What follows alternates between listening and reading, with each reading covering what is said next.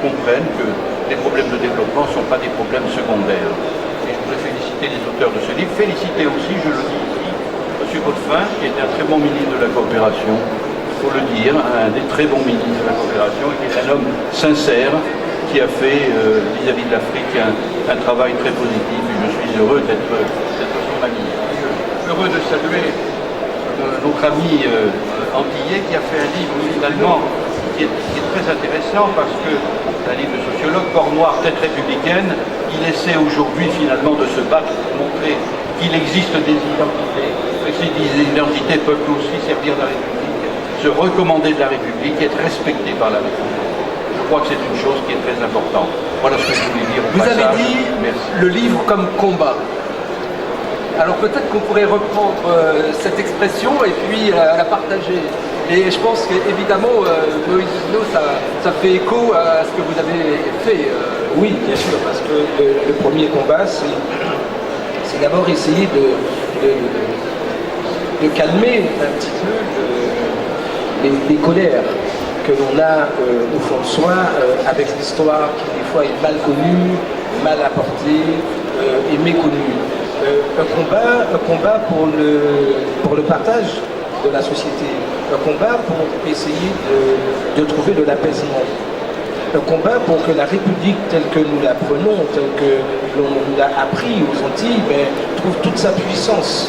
Un combat pour que les talents de cette République, pour que les identités de cette République soient encore valorisées et encore plus jolies. Un combat pour qu'à un moment donné, on essaye de se regarder dans la fraternité. C'est le bon combat en tout cas, puisque vous dites que bon, ça vous oblige aussi, en écrivant, à peser, à sortir des passions. Oui, à sortir du débat passionnel, parce que souvent, les émotions que crée l'histoire des Antilles, et Dieu sait que l'histoire des Antilles est un peu difficile,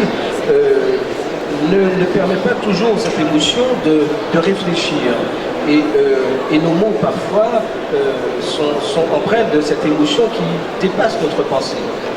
Donc écrire, c'est réussir à poser la réflexion, poser le débat et espérer enfin trouver la paix dans une discussion parfois nourrie, parfois vive, mais trouver cette réflexion qui va permettre qu'à un moment donné on essaie de regarder la société actuelle et qu'on essaie de la voir avec le mélange qu'elle compose et avec la richesse qu'elle nous offre.